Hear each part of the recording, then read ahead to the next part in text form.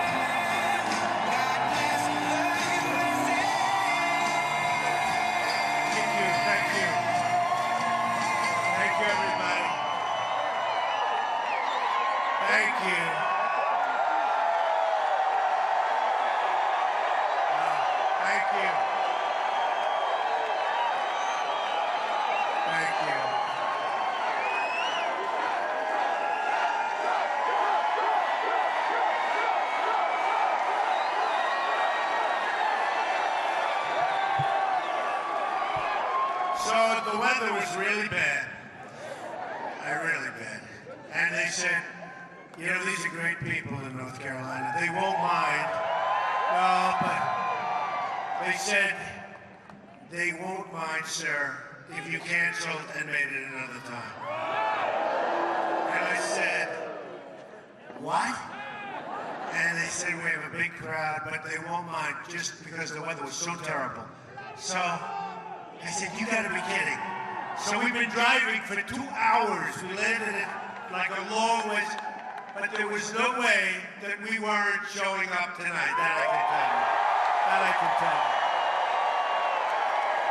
We couldn't land at your local airport. We landed a long ways away. I said, what?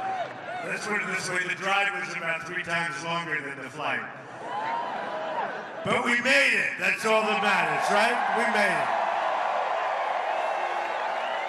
And I'm here today for one main reason, to thank you, the people of North Carolina, for being so incredible. We want to thank you. You went out and pounded the pavement, you organized your fellow citizens, and propelled to victory a grassroots movement, the likes of which nobody has ever seen before. And that's beyond our country. And I want to give a special thank you to the incredible military families, service members, and veterans of North Carolina.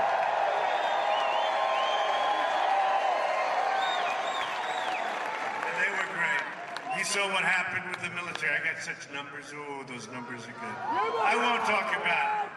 We don't talk about numbers. We bring people together. But boy, were those numbers good. And our veterans. Do we love our veterans? We love them. Your state's legacy of service is an inspiration to us all.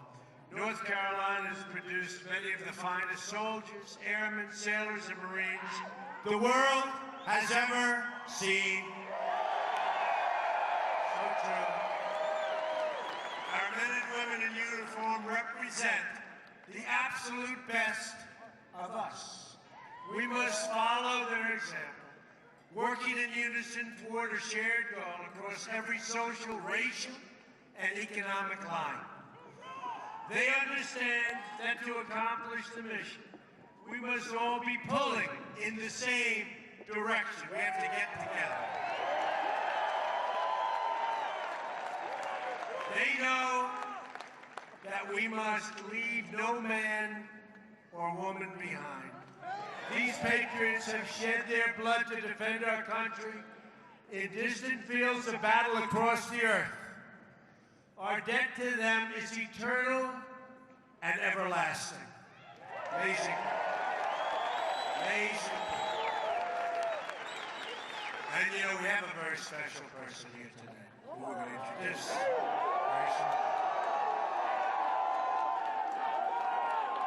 Boy, it's been such a popular choice. We salute their sacrifice and we salute the flag they fought to protect. We love our flag, right?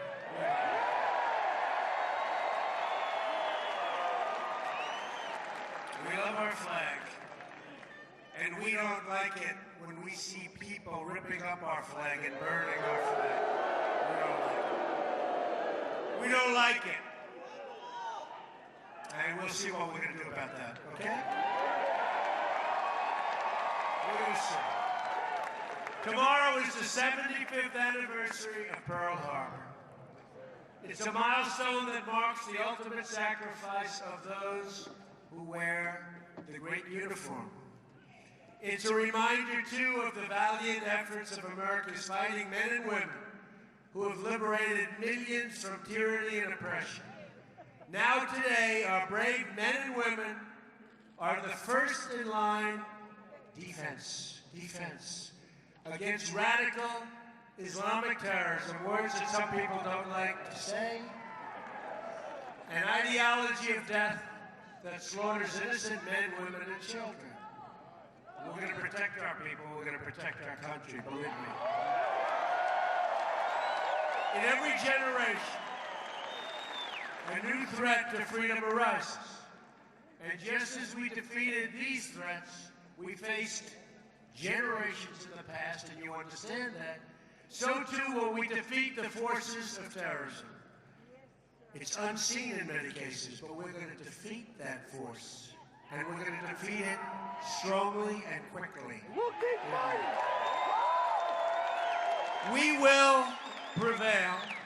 We stand here today just miles from Fort Bragg, the home of heroes. The home of heroes.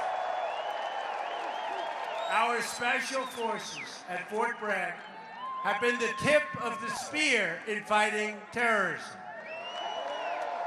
The motto of our Army Special Forces is to free the oppressed. And that is exactly what they have been doing and will continue to do. At this very moment, soldiers from Fort Bragg are deployed in 90 countries around the world. Can you believe that? 90 countries. Based in Fort Bragg is the 82nd Airborne Division, also known as the All-American Division. We stand in awe of their achievements. We really do. Not far from here sits 45% of the entire United States Marine Corps at Camp Lejeune.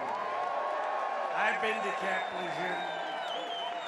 We love Camp Lejeune. 12,000 citizen soldiers fill the ranks of the North Carolina Army and Air National Guard.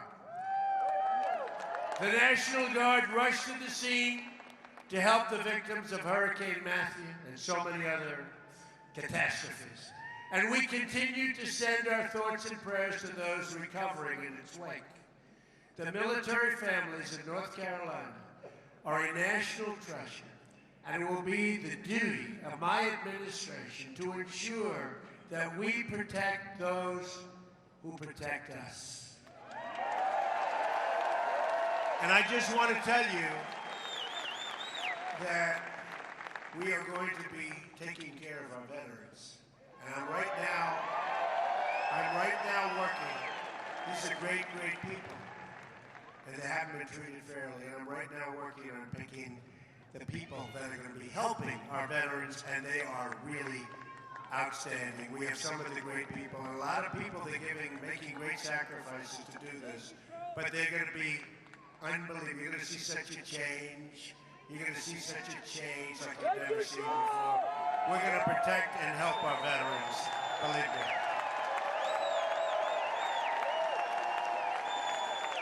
That brings me to the second reason that I'm here, to discuss our action plan to make America great again, beginning with the rebuilding of our military. And we will. You're going to see it. I'm so looking forward, probably next week, you're going to see what we're going to do to take care of our vets. It's going to be announced. A lot of things are going to be announced. Stay tuned, folks. Here are the priorities that will guide our military and veterans policy. All men and women in uniform will have the supplies, support, equipment, training, services, medical care, and resources they need to get the job done incredibly well and perfectly. You watch.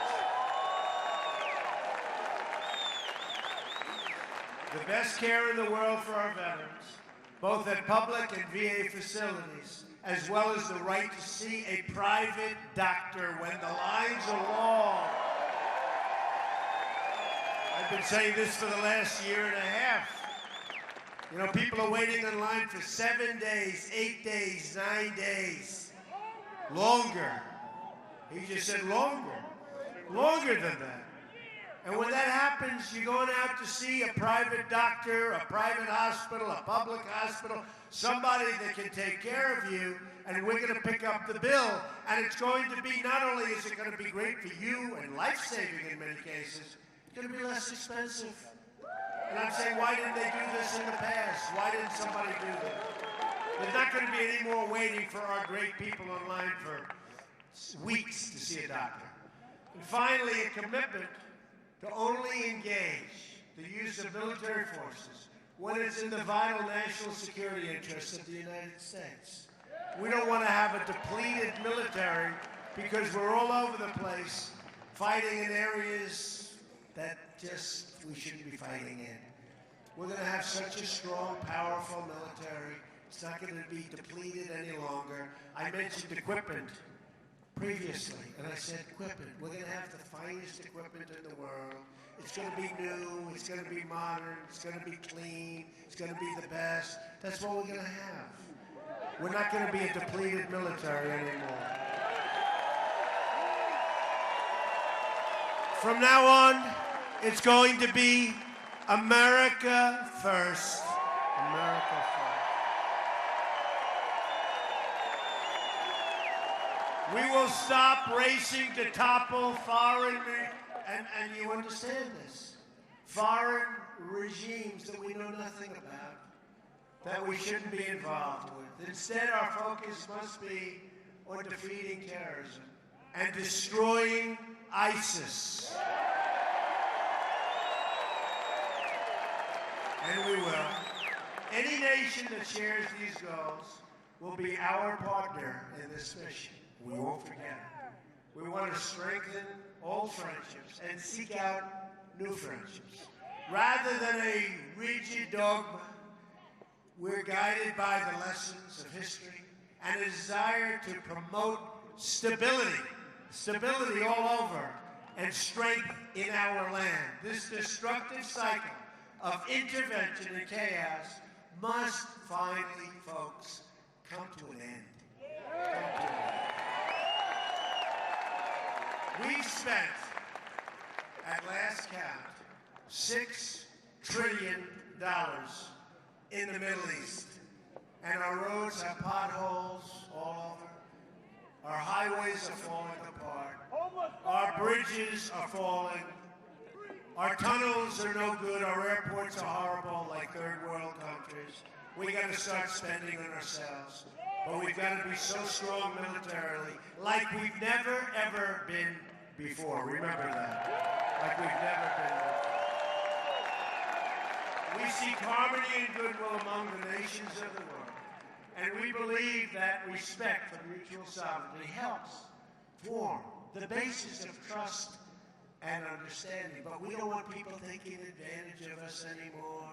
We don't want countries taking advantage of us anymore.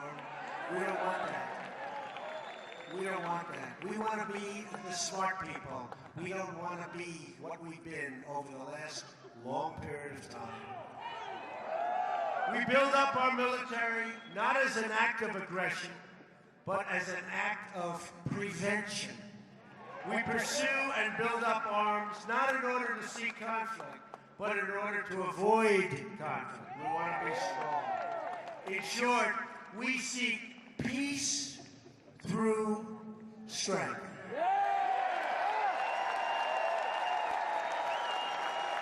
That is why in my first budget report to Congress, I am going to ask for the elimination of the defense sequester. It's enough.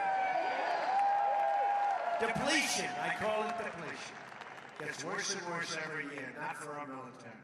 We will show the world that America is going to be strong again, stronger than ever before. We're going to be stronger militarily than ever before. And hopefully we don't have to use our military.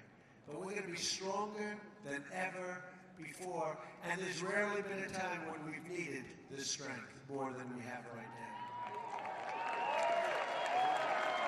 But in order to succeed with our defense policy, we must find the right person to lead our Defense Department. Is that right?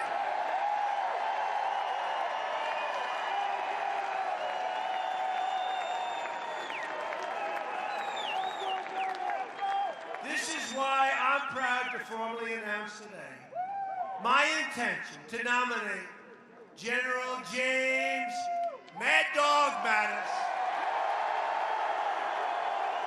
as the next Secretary of Defense for the United States of America. Jim is a Marine Corps four-star general, the former commander of U.S. Central Command and NATO's Supreme Allied Commander.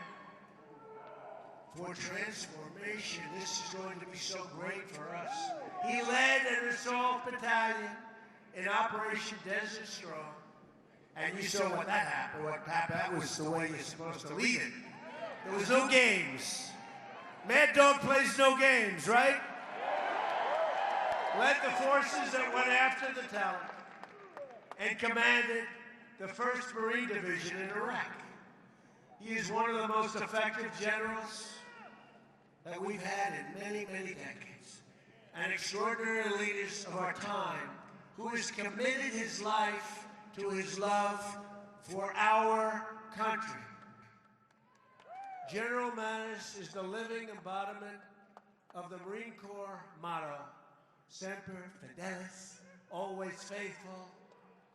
And the American people are fortunate that a man of this character and integrity will now be the civilian leader atop the Department of Defense. Under his leadership, right?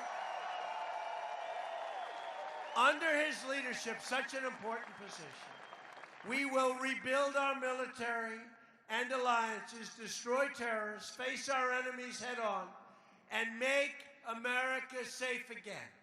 It is now my honor and privilege to welcome to the stage your next Secretary of Defense, General Mad Dog Mattis. Thank you.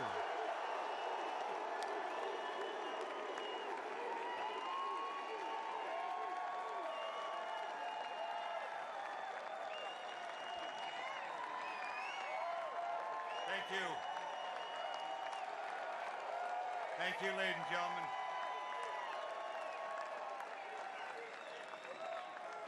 Thank you, President-elect, for the confidence that you have shown in me. Thank you for the opportunity. I'm grateful for the opportunity to return to our troops, their families, the civilians of the Department of Defense, because I know how committed they are and devoted they are to the defense of our country, the defense of our Constitution. And with our allies strengthened, with our country strengthened, I look forward to being the civilian leader so long as the Congress gives me the waiver and the Senate votes to consent. Thank you very much.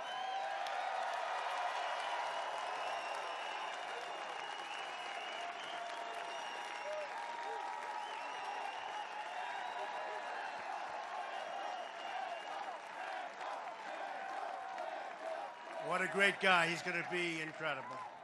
He'll get that waiver, right? He's going to get that. Oh, if he didn't get that waiver, there'll be a lot of angry people.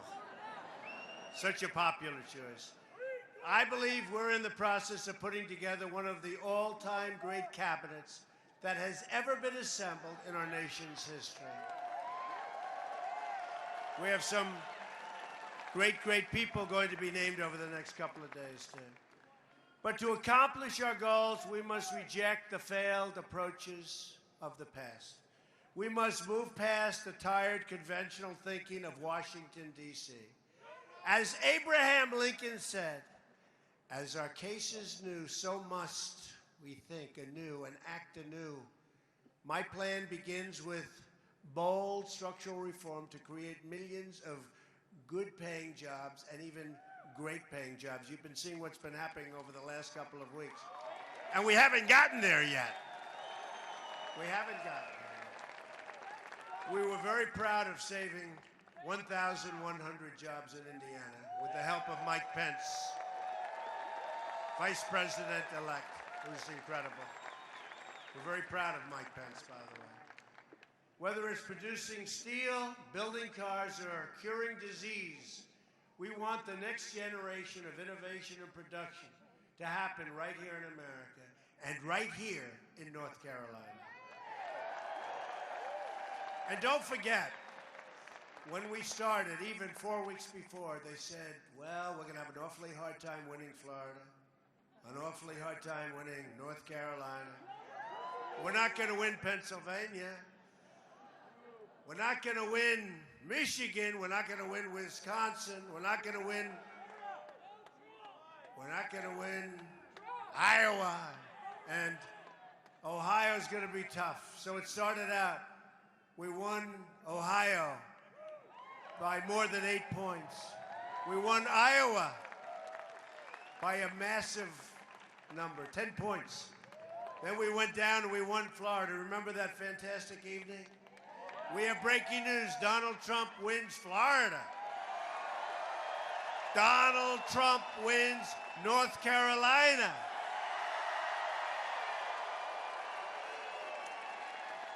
We won so many states. We won 30 states, 32 states. We won so much, and we just kept winning. And then we topped it off by winning Pennsylvania, winning Michigan, winning, right? Winning Wisconsin. States that hadn't been won in 38 years, a lot of states. And it was a fantastic evening, and that's why we're here tonight, because we want to thank you. We want to thank you, especially. First on taxes. We're going to undertake one of the great tax reforms and simplifications in American history. This includes lowering the tax rate on business from 35% all the way down to 15%. And massive tax cuts, by the way, for middle-class workers. Massive. The biggest. Biggest since Reagan, actually bigger than Reagan. On regulations, we're going to eliminate every single wasteful regulation that undermines the ability of our workers and our companies to compete. The regulation business is a disaster in our country. We're going to get rid of all of the unnecessary regulations. On energy, we will cancel the job-killing restrictions on the production of American energy and pursue American energy independence, and we'll be able to do it. Honoring the legacy of Theodore Roosevelt, believe it or not, one of our great environmentalists, we will also conserve and protect our beautiful natural resources for the next generation, including protecting lands and anglers and hunters and all of those who enjoy the outdoors, like my sons, Don and Eric. They enjoy the outdoors. They enjoy it. They love it. On infrastructure, I will ask Congress to pass legislation that produces $1 trillion of new investments in America's crumbling infrastructure, including major projects in our inner cities. We're going to take care of our inner cities. We're going to get the inner cities going again. Remember, I used the expression, what the hell do you have to lose? I'm telling you, you're going to see. And I want to thank, we did so well, so much better with African-American communities, with Hispanic communities than anybody ever anticipated. So much better. Better than has taken place in years back. So I want to thank the African-American communities. I want to thank the Hispanic communities. And we're starting to work already. We're working already. And the appointment today of Ben Carson has been very popular, very well received. Dr. Ben Carson. Good guy. Great guy. We will have two simple rules when it comes to rebuilding this country. buy American and hire American. All right? Buy American. On trade, our trade deficit, now nearly $800 billion a year. We have a deficit, think of it, of almost $800 billion a year. You always say, who's negotiating these deals? Is a chronic drag on the growth and a destroyer of jobs and wealth in our country. In the month of October alone, our nation racked up more than $40 billion in trade deficit. $40 billion, including more than a $30 billion trade deficit with China alone. All right? Think we're doing a good job in negotiating? I don't think so. How many business people do we have in this audience that could have done a slightly better job of negotiating, right? Yeah, you can. North Carolina has lost nearly half of its manufacturing jobs since NAFTA. America has lost 70,000 factories. Think of it, 70,000 factories since joining the World Trade Organization. Or think of it. So China joins the World Trade Organization, and since that time, we've lost so much. 70,000 factories. We're living through the greatest jobs theft in the history of the world. There's never been a jobs theft like what's happened to this country. And we stopped some of it a little bit because we just started, but we haven't really started because we don't really start till January 20th, but we're stopping. And one of the wealthiest men in the world, you saw it today, maybe, did anybody see it? Masa, right? Masa, great guy of Japan. He's pledged that he's going to put $50 billion into the United States because of our victory. He wasn't investing in our country. 50 billion. 50,000 jobs. 50,000 jobs he's going to be investing in. He's a great guy. A Trump administration will renegotiate our terrible trade deals, stand up to foreign cheating, and defeat every last American. And we will do this. We will defeat the enemy on jobs, and we will defend American jobs. We're going to defend American jobs. And we have to look at it almost as a war, because that's what's happened to us. That's what's happened to our workers. These are great people. And boy, did they come out to vote. Remember they said they don't exist? They existed. They existed. Believe me, in millions and millions of people poured out to the voting booths, and they voted big league. That's why we had these kind of victories. We had states where we would win by 30 points, 35 points, 40 points. Amazing. And if a company wants to fire their workers, leave our country, and then ship their products back into our country, there will be consequences. I'm sorry. There will be consequences. Big consequences.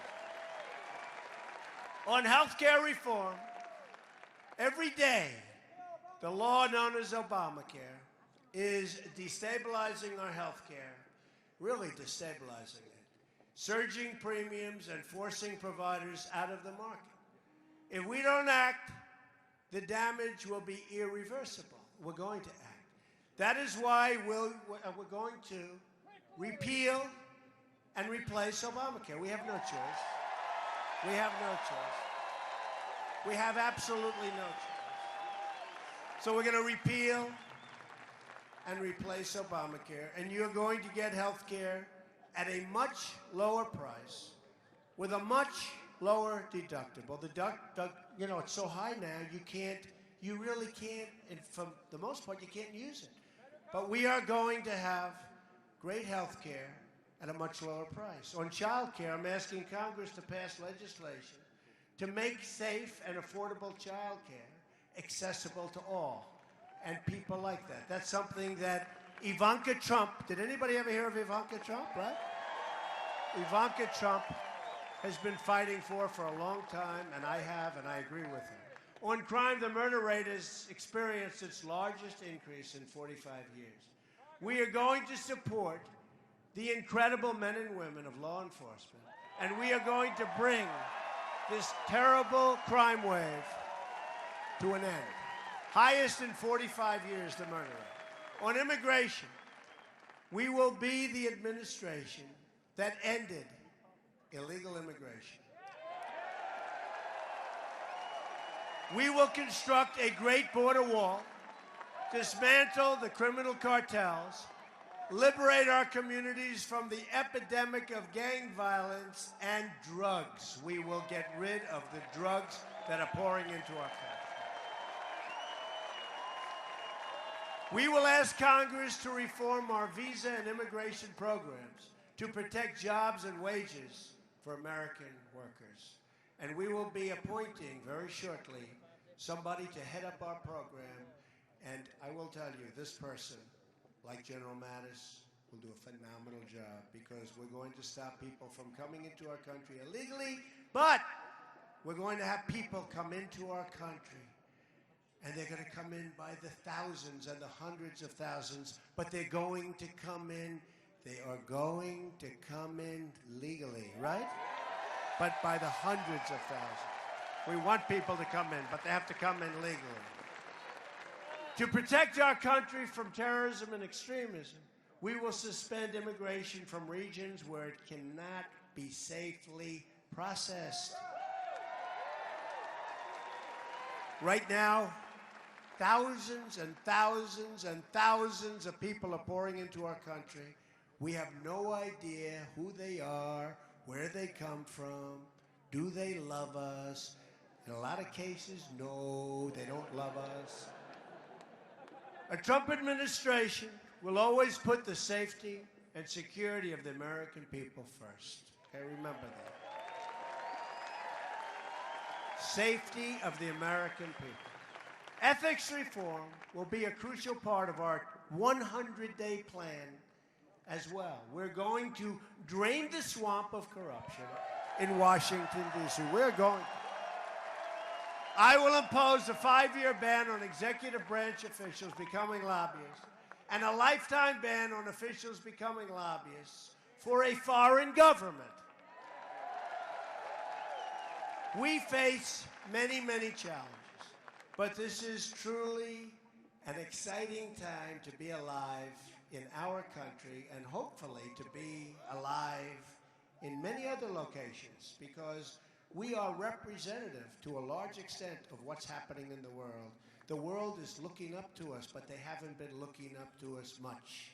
And they are going to start looking up again. We're going to be good for the world, not just good for our country. The script to what we're doing is not yet written. Remember, this has been a great, great movement, the likes of which they've never seen before. The likes of which those folks back there that write the stories, no, I'll tell you. And they're saying it. They've never seen anything like this before. It's one of the great political phenomena of all time. And we're going to show them. We're going to do a great job. We're going to create a safe country. We're going to create a prosperous country. We're going to have jobs again, great jobs, not bad jobs, real jobs. And it's going to be something special. And hopefully they're going to write the truth. We do not know what the page tomorrow will read. But for the first time in a long time, what we do know is that the pages will be authored by each and every one in this room and in our country, by you. It will be authored by you. Together, we will raise incomes and create millions and millions of new jobs. It's going to happen. It's already happening. You see what happened today. We will reestablish the rule of law and defend the Constitution of the United States.